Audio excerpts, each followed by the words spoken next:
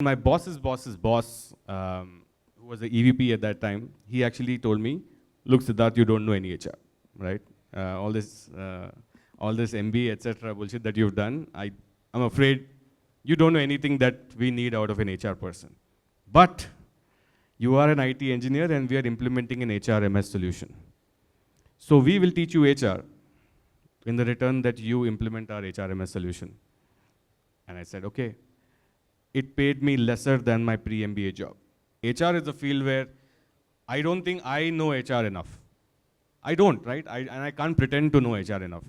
I know enough HR to kind of run my day-to-day job, but if I still don't have the hunger that I want to learn more on a daily basis, I will fail in the next 1 year.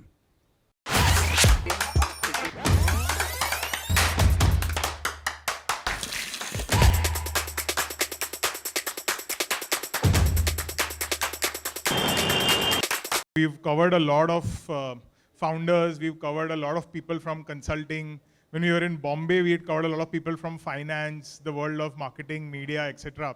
The often ignored domain of HR is something that people really wanted an insight into. India's startup journey is going to be anything if it does not have the best HR managers going forward. Today we have somebody leading, HR at one of the most exciting, companies that has come up in the direct-to-consumer marketing space. So Siddharth, can we have you on stage, please?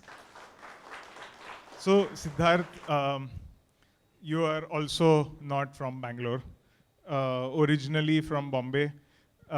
So tell us about your early years. Were you a great student? And I know that you went to DJ Sanghvi College of Engineering, which is not very easy, at least it used to not be very easy to get into back then. So you must have been a decent student. But tell us about how did engineering happen to you? So I'm Siddharth, I head HR at Mensa Brands. Born to Mangalorean banker parents, they're retired now, live in Bombay. So very, very conservative, kind of beginnings, to say the least. Schooling in Bombay, did my engineering in IT, because I was a geek then, and as I'm a geek now, I think I'm a geek for life. So thought engineering would be the right way to go. It wasn't social pressure, unlike many others. DJ Sanghvi was a good college back then. I've not been following the story a lot recently. But yeah, did my IT engineering, and then... But you must have been doing well in school also, right? Or yes and no. So I used to be kind of, number one, number two in kind of academics, but I didn't like school. I was the kid who used to make up excuses to not go to school. So, as Lakshman would tell you, and as my parents would tell you, I used to be that kid who used to wake up every morning saying, "Mujhe school nahi jana hai." Right? Even when you reach like 10th standard.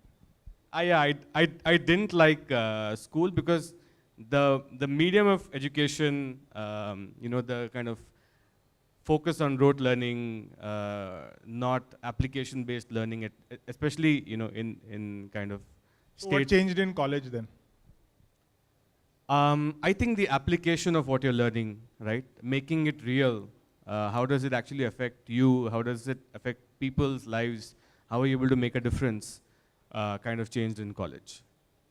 It's not like you immediately landed up into HR. I mean, there's obviously a long story there. I mean, were you focused on getting a job when you were in college, when you were doing engineering, and that also in IT? Or were you confused, or what was that period like? Because, I mean, decent companies used to come on your campus as well. So what was the thought process in those days? Yeah, so DJ Sanghvi at the time was number 2 after VJTI. Right, in terms of computer sciences or IT, etc. So I really wanted a job in IT and computer sciences. And my first job was actually TCS. I'm a software developer. I spent like a year there, close to a year there. I actually coded for a Russian bank, for their bank's platform. Abhi to wo code is also useless.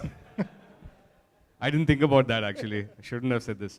But I worked in TCS for a little while. It was services.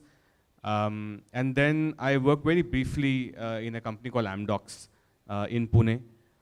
But what I realized was, unlike the tech companies of today where, these are product-based companies and you're making some kick-ass products from India for the world, the work that I was doing, especially in the project that I was in, etc., wasn't as exciting. You weren't creating new products from scratch. You weren't applying yourself as much. And so the big kida of the tech geek in me kind of said, hey, this is not what I thought it would be. And there weren't any startups back then doing great tech work.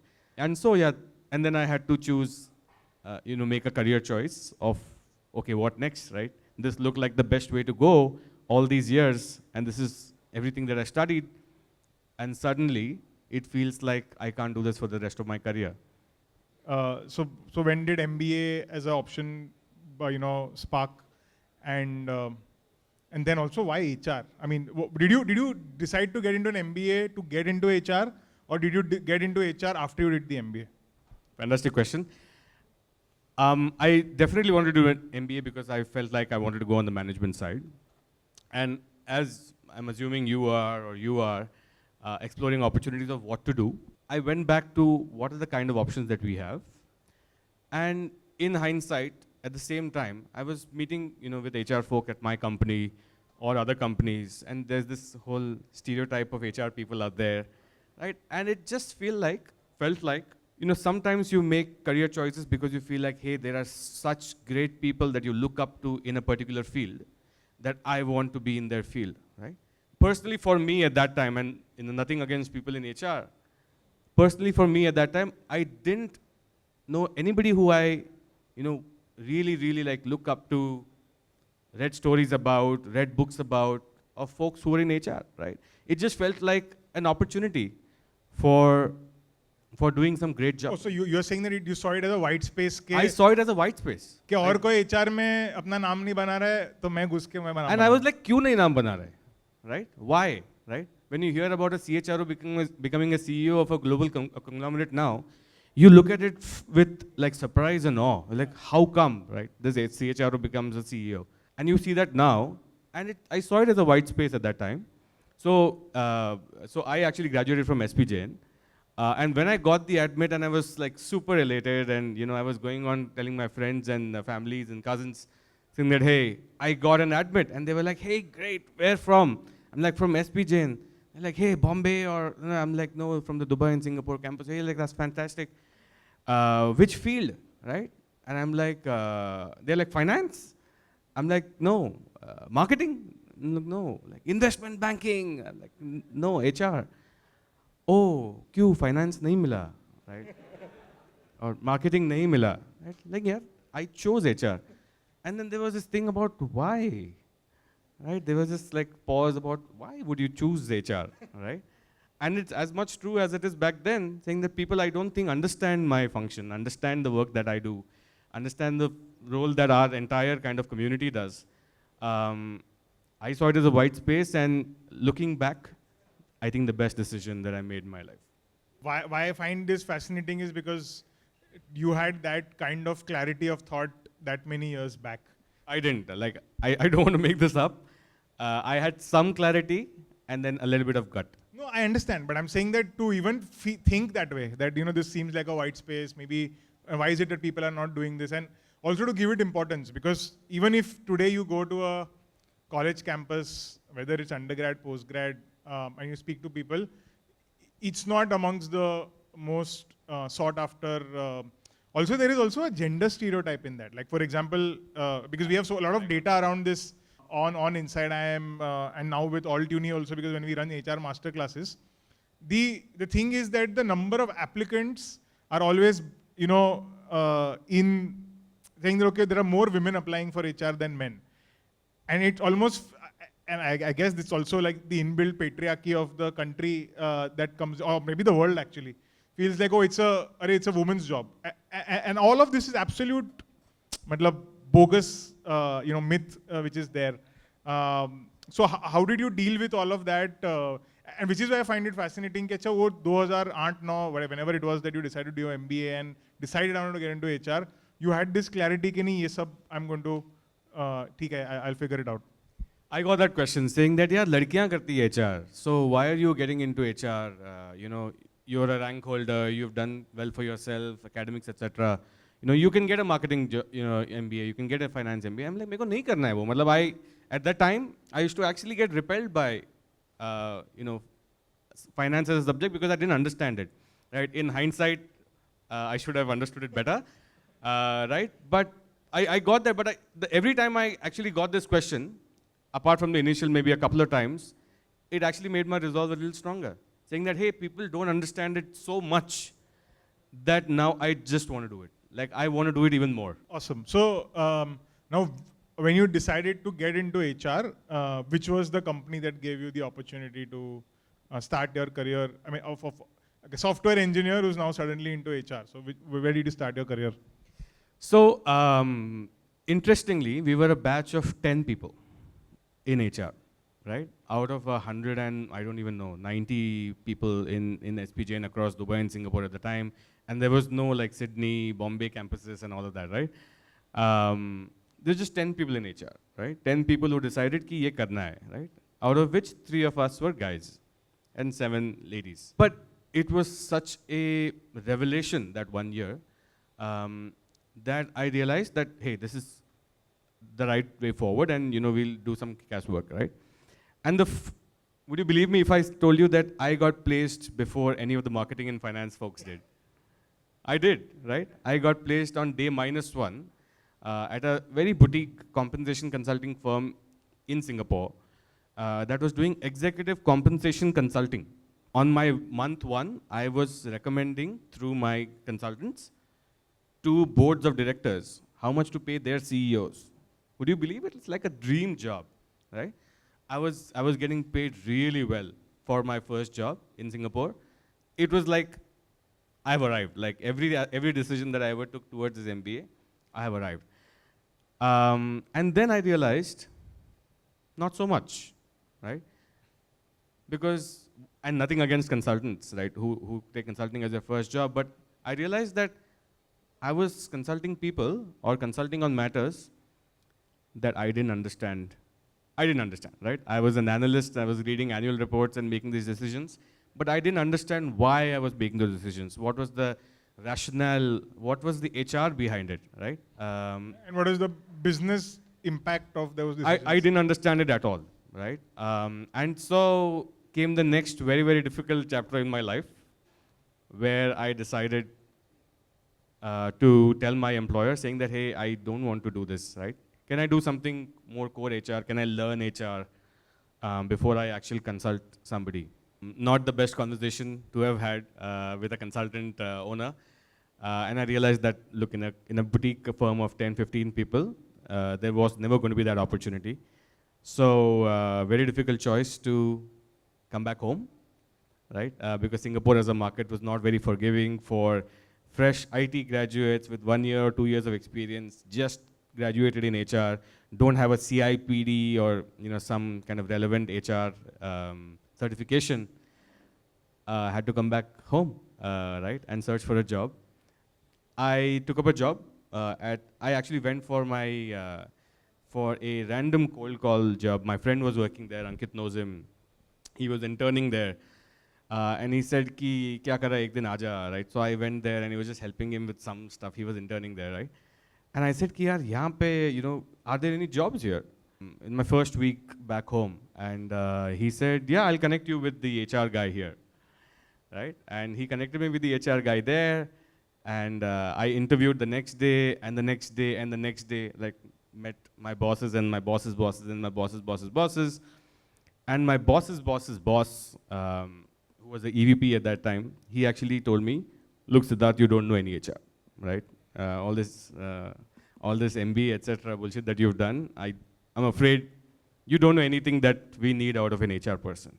But you are an IT engineer and we are implementing an HRMS solution. So we will teach you HR in the return that you implement our HRMS solution. And I said, okay. It paid me lesser than my pre-MBA job. But the things that they told me they'll teach me was core operations, payroll, performance management, talent acquisition, all of that, right? The stuff that I left my previous consulting job for. And I said, let's do it, right? And he said, your first pay is going to be this much, but your next pay is something that you decide, right? Your performance will decide what your next pay is.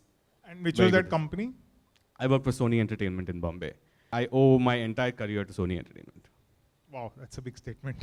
Yeah, if Sony Entertainment had not taken the decision to hire a fresh graduate back then and give an opportunity and give the amount of learnings that they did in the next 3.5, 4 years. So who was that EVP or any particular person who was mentoring you there? Yeah, so my boss Shri, if you ever happen to see this video, he's the HR head with Times Television now. He was my mentor. He still is. We're still in touch.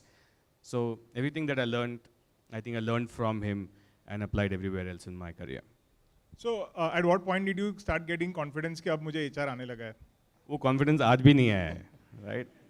HR is a very, very wide field. I don't know what you know about other fields, but HR is a field where I don't think I know HR enough.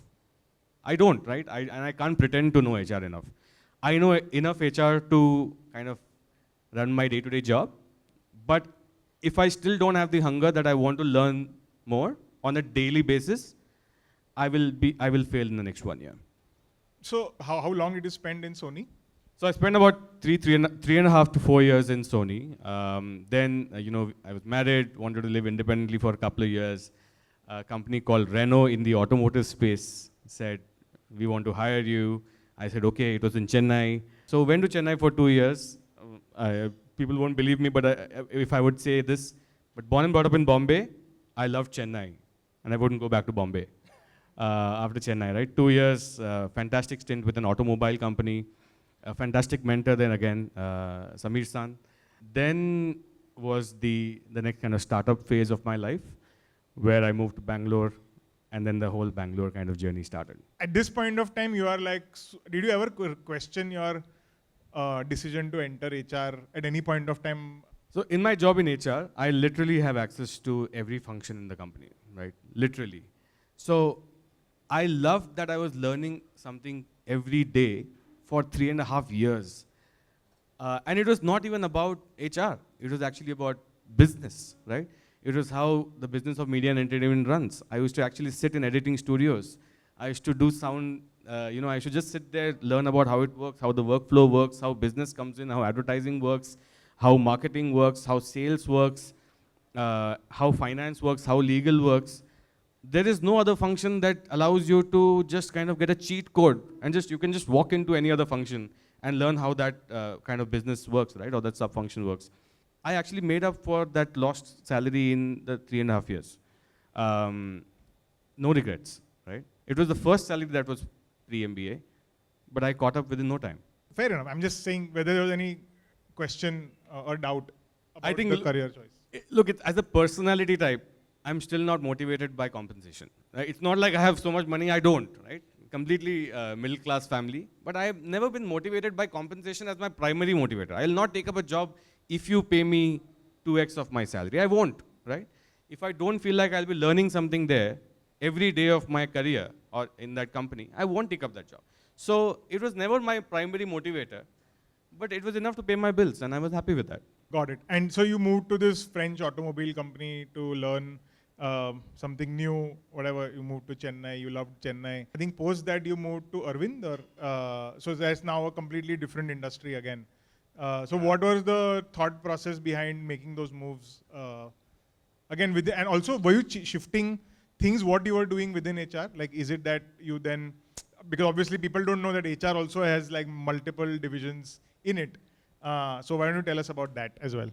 By this time, I was a generalist enough to know a little bit of everything and not a lot of anything, right?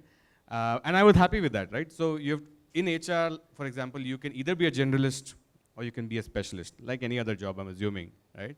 But I wanted to be a generalist. So I was happy knowing a little bit of everything and not a lot of anything. And this startup, this company called Arvind had kind of a little bit of startup within itself that were doing footwear. This was actually one of the shoes that we launched. And private label apparel. The ex-CEO of that company was a gentleman called Rajiv Mehta. Again, like an amazing third mentor. I think I just have been lucky with mentors, in my career. And so he interviewed me. So I was like some deputy manager, something HR, and in hindsight, titles don't matter. They're all made up. And they said we are interviewing for a senior manager HR, and I was like, shit, deputy manager, manager, senior manager, right? That's how you look at jobs, right? Saying that, oh, double promotion. And I was like, ho sakega kya? And then I interviewed, and he said, we offer you, and the offer letter said senior manager HR, right? I joined the first job. This is a small, like, lesser than this space kind of an office. Cement floors, all of that. Very, very funky, new age org, right? And Rajiv says, hey, welcome, finally, we have an HR person. Everyone, I'd like you to meet your new head of HR, Siddharth. And I was like, obviously he's kidding, right? And he was like, no, I believe that I'll give you a chance. You will be the senior most person in the team here. And if you do well, I will not hire any head of HR, right? So the head of HR role is for yours to lose. And then I did everything that it took, I think, to keep that role. And then I've been in that role ever since in Arvind and then in my subsequent jobs as well. So what were the most important skills at that point of time for a startup kind of a company? Business acumen, problem solving, communication. It is nothing HR, right? And in a startup, you would know this. I know, but I mean, yeah, there is a lot of people listening to it. There is nothing functional that you need to know to kind of succeed in a startup, right? If you can do first principle problem solving, you have a little bit of understanding about the function, and you have great Googling skills. I think you'll make it through, right? So if you know that you're approaching everything from a problem, like, okay, this is the problem, I'd like to solve this problem, and how do I go about doing that with enough data and communicating, like over-communicating. That's how I kind of made it through. And I learned everything else on the job, right? I think in startups, more than your functional skills, I think what you need is the ability to unlearn, right? So I learned some amazing processes at really large organizations that were completely useless in a startup, right? I was like, goal setting kahan hai, right? On the day, and there's 10 employees, kaun sa goal setting, right? So I learned that priorities are different, right? What is the actual business reality? What is the business trying to do? What is the objective of the business? And then once you realize that you are not the HR person, but one of the business people in the team, I think that switch happens there, right? And sometimes the switch doesn't happen and you want to continue being an HR person, that's great, right? You end up being a really, really good HR person. But for me, I always wanted to kind of keep the bridge open between HR and business. I think that's what did it for me. It's great that you are kind of busting this myth also, because I think it's impossible to build a large company if you don't have an organization. And it's amongst the toughest thing to do at whatever stage, whether you have a 10-member team, 50-member team, 100-member team. And to that extent, I think HR is business. It's not really a separate support function, as people like to call it. And do you think it's changing now, that people are realizing this more and more? Do you feel that more smart people like you are prioritizing HR as a function, as a legit career option, even if they are good enough, as they say, to get into an investment bank or wherever else, but they're like, no, this is the function that excites me and I want to really pursue this? I have met some really, really smart HR people over the years. Very, very smart, much better than me. And so happy and gratifying to see, really good talent getting into HR. But to your point, I think HR being a support function versus a business partner actually happens from the top. So the leader or the CEO or whoever it is has to believe that HR has to be a kind of a business partner, right? And not just an enabler or a support function. And if they do that, they do a couple of things. They will let you into meetings that an HR person doesn't need to be at. That's number one, right? And if you're in a marketing meeting, if you're in a finance meeting, if you're in a supply chain meeting, if you're in a design meeting that you don't need to be at, you will learn things about that function that you will never learn outside of that meeting. Once you learn something about that design and what you need to do, what capabilities you need to pull out that design, the next time you're looking for a designer, your perspective is going to be one that an HR person who doesn't know design or anything about design cannot come up with. Right? Then you will just be a paper pusher. You will just go to Naukri, download 100 resumes, call up people, get people into interviews, and some of them will make it, and you will probably hire them. But if you actually know what you're looking for, right? For example, Ganesh spoke about design as being, and I was actually a proud patron of Ganesh from 2019. I didn't get to meet him, but I wanted to tell him that I was one of his first customers. But because he got into the details of things, right? Because his co-founder got into details of things, they could get things done, right? So I think because I was at the table, I was able to, for the last, I think 8 years of my career in HR, as being an HR head role, I have never not attended a business meeting, which I think has defined my career. Awesome. So then I think you moved to another fast-growing startup, Zivame. So what was that experience? How is it different from your previous startup experience? So from Arvind, the startup kind of joined Arvind, the big organization, did a couple of roles there as well, launched part of their e-commerce portal, did some custom tailoring work in HR, set that up for a couple of years. And then one of my business managers from Arvind moved to Zivame as the CEO of Zivame and said, hey, there's this problem to be solved, and there's like a turnaround journey, and I'd like to do this with people I trust. And just like I have this thing about, hey, why am I on the stage? I told her, I think you're making a mistake, right? I think you should go with somebody who can run a multi-hundred crore business. And she said, I think I want to do it with people I trust, right? So I moved with her, was there for the last 3.5 years as the HR head for Zivame. The most fun I've had, the most amazing business problems I've solved. Example? Did you know that 80% of India's women don't know what size of bra to wear? 4 out of every 5 Indian women don't know the right size of bra, right? I couldn't say the word bra on stage earlier. But it's such a huge problem. You're not enabled, you're not empowered, you feel like you're stuck into something. I can see some nodding heads, right? And you just feel incomplete, incompetent to achieve your fullest potential. My first meeting, my first day at induction, Lakshmi, who's the design head at Zivame, came in and just broke down a bra into the whole functional aspects of a bra, right? What is a cup, what is a wing, what is a hook and eye, blah, blah, blah, and what does it do for your body? And how does it enable you, how does it support you, how does it save you from future problems? And I was like, that's it. This is the problem. This is the solution. Let's get this to as many people as possible, right?